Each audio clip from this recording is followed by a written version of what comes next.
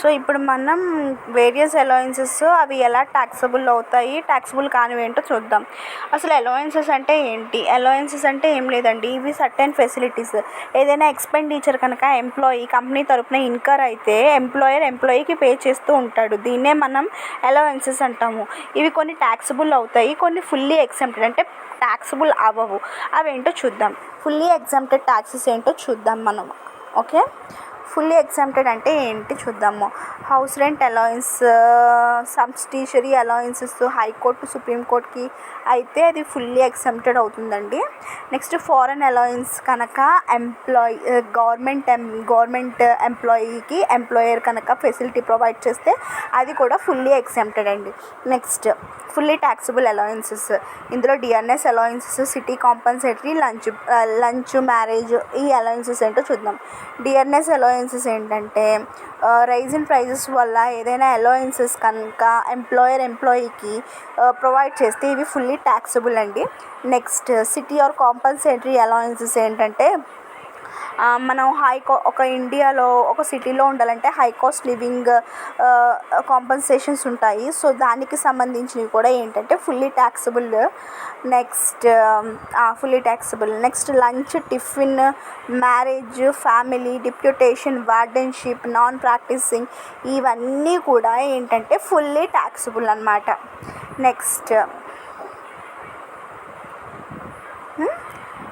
Fully taxable. Next మనకు వచ్చేసరికి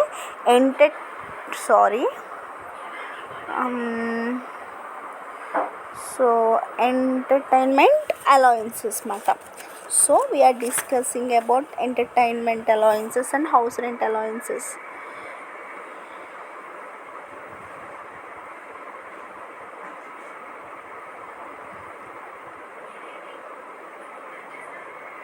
okay,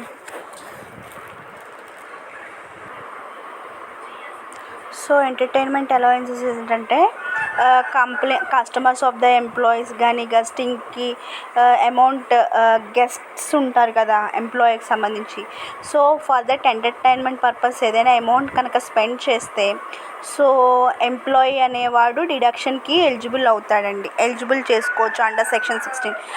నేను డిడక్షన్ అనేది క్లెయిమ్ చేసుకోవచ్చు. ఎవరండి?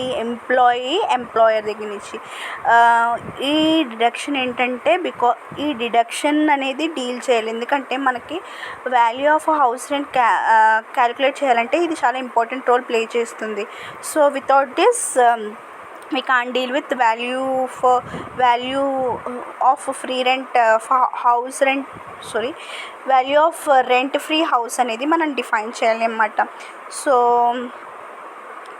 In case of government employees అయితే ఈ డిడక్షన్ అనేది లీస్ట్ ఆఫ్ ద ఫాలోయింగ్ 5,000 కానీ 1/5 ఆఫ్ బేసిక్ శాలరీ కానీ యాక్చువల్ ఎంటర్టైన్మెంట్ అలవెన్స్ ఏదైతే లీస్ట్ ఉంటుందో దాన్ని కన్సిడర్ చేస్తాము. నెక్స్ట్ ప్రైవేట్ ఎంప్లాయీస్కి వచ్చేసరికి ఈ ఫెసిలిటీ అనేది డిలీట్ చేస్తారు according to assessment year 2000 to 2003లో. నెక్స్ట్ పార్షియల్లీ ట్యాక్సబుల్ అలవెన్సెస్, ఇందులో కొంచెమే ట్యాక్సబుల్ అయ్యే అలవెన్సెస్ కూడా ఉన్నాయి. ఎంప్లాయర్ అనేవాడు ఎంప్లాయీకి రెంట్ ఫ్రీ అకామిడేషన్ అనేది ప్రొవైడ్ చేస్తాడండి. అలా ప్రొవైడ్ చేయనప్పుడు హౌస్ రెంట్ అలవెన్సెస్ అంటే ఫర్ ది సమ్ ఎక్స్టెంట్, కొంత ఎక్స్టెంట్ వరకు ఎంప్లాయీకి హెల్ప్ చేస్తాడనమాట. వాడు అమౌంట్ పే చేయడాన్నే మనం హౌస్ రెంట్ అలవెన్సెస్ అంటామన్నమాట. ఈ హౌస్ రెంట్ అలవెన్సెస్ అనేది ఎలా క్యాలిక్యులేట్ చేయాలో చూద్దాం. So house rent out of the total HRA received amount equal to minimum of the following is exempted from tax. So amount house rent exemption ఎంతైతే receive చేసుకున్నామో next ఇంకొన్ని conditions ఉన్నాయండి. అందులో ఏదైతే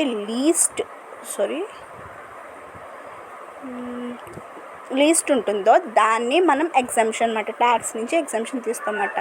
3 ఐటమ్స్ ఏంటో చూద్దాం. 50% of salary in case of Bombay, Calcutta, Delhi, Madras.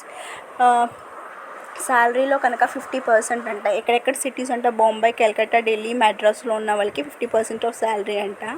40% in case of cities other than ఆ cities కాకుండా వేరే సిటీస్లో ఉంటే అదర్ దెన్ దోస్ సిటీస్ 40% అంట. Actual house rent received the amount which the or next second condition adi.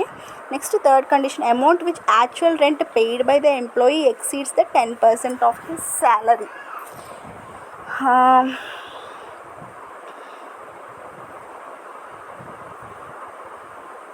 వాడి 10% శాలరీ కన్నా ఎక్సీడ్ అయిన amount actual rent ఏదైతే పే చేశాడో దాన్ని కన్సిడర్ చేస్తారంటండి. దీంట్లో ఏదైతే మినిమం ఉంటుందో దాన్ని 50% ఆఫ్ శాలరీయా, నెక్స్ట్ యాక్చువల్ హౌస్ రెంట్ అలవెన్సెసా, 10% of the salary exceeds the actual rent paid by the employee, ఈ మూడింటిని కన్సిడర్ చేసి లీస్ట్ ఆఫ్ ద ఫాలోయింగ్ అనేది తీసుకుంటారనమాట. ఇది కాకుండా హౌస్ రెంట్ అలవెన్సెస్ లేదండి. ఎంప్లాయీకి ఓన్ హౌస్ ఉంది, అప్పుడేంటి? Employees living their own houses in such houses for which they are not paying any rent, a rent pay చేయలేదనుకో, house rent allowance received is fully taxable. No portion of the exemption is under the provision of law. ఇందాక మనం చూసాం కదా, okay, ఈ minimum మూడిట్లో ఏదైతే least ఉంటుందో దాన్ని మనం ఎగ్జామ్షన్ చేసుకుంటాం అలవెన్సెస్. అదే కనుక వాడికి సొంత ఇల్లు, own house rent allowances, facilities ఇంకా మనం రిసీవ్ చేసుకుంటా ఏదైతే రిసీవ్ చేసుకున్నారో అది మొత్తం కూడా ట్యాక్సబుల్ అవుతుందంట. So this is about house rent allowances and employees living in they own houses or in such houses for which they are not paying any rent. Okay,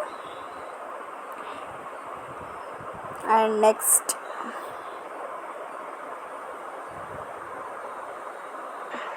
next ఏంటంటే house rent మనం own హౌస్ది, next free rent house లేనిది facilities చూసుకున్నాం.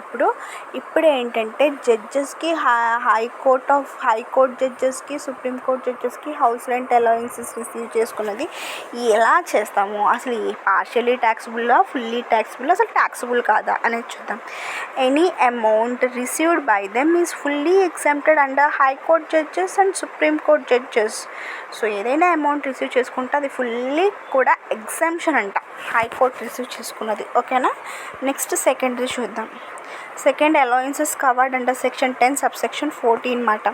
దాని ప్రకారం ఏంటంటే following are prescribed allowances for the purpose of section 14 and respect of the treatment in computing income under head salaries. Okay, salaries head conditions కాకుండా ఇవి ఏంటంటే these are the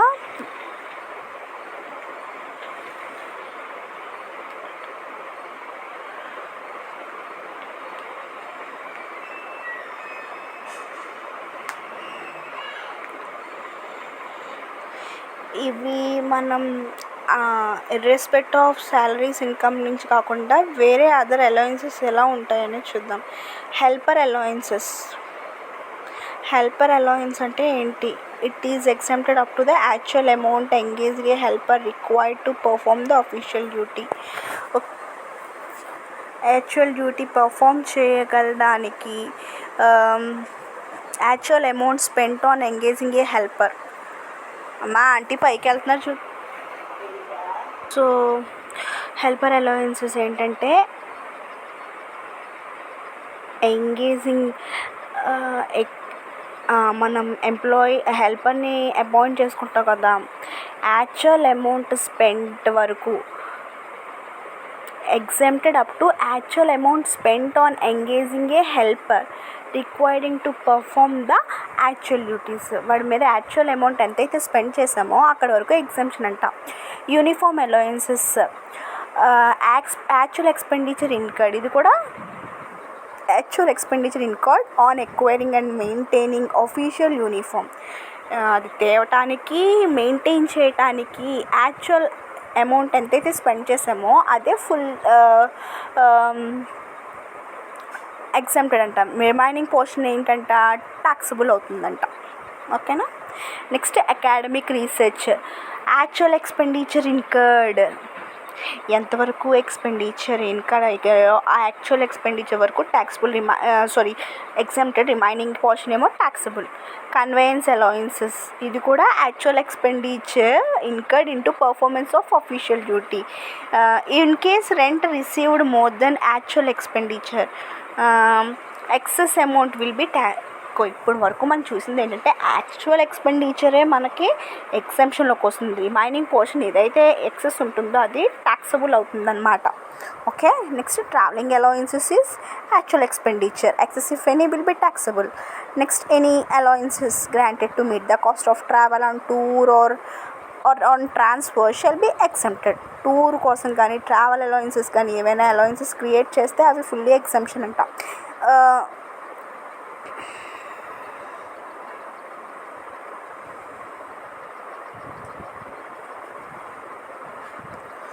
so transfer పొజిషన్స్లో చూడండి ఇక్కడ ఏం చెప్పాడు, any allowance wear the granted to employee while on tour or for the period of journey in connection with transfer to meet the ordinary daily charges incurred by such employee in account of absence from his normal place of employment.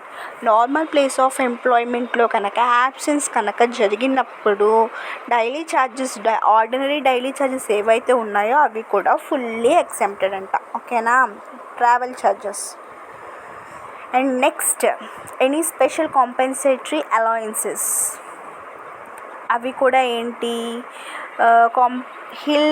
Hill compensatory allowance, high altitude allowance, uncongestial climate allowances, snow bound allowances or alvenchi allowances, ఇవన్నీ కూడా hill compensatory allowances మాట. Hill ఏరియాస్కి సంబంధించిన compensatory allowances అంట. ఇవి ఎలా తీసుకుంటారంట, 300 rupees కానీ 300 నుంచి 7,000 రూపీస్ పర్ మంత్ వరకు ఉంటుందంట. సో అక్కడ వరకు ఈ అలవెన్సెస్ అనేవి ఎగ్జంప్షన్ అవుతాయి. రిమైనింగ్ పోర్షన్ ఏమైనా ఉంటాయి అవి ట్యాక్సబుల్ అవుతాయి అన్నమాట. ఓకేనా. And next any special compensatory allowances,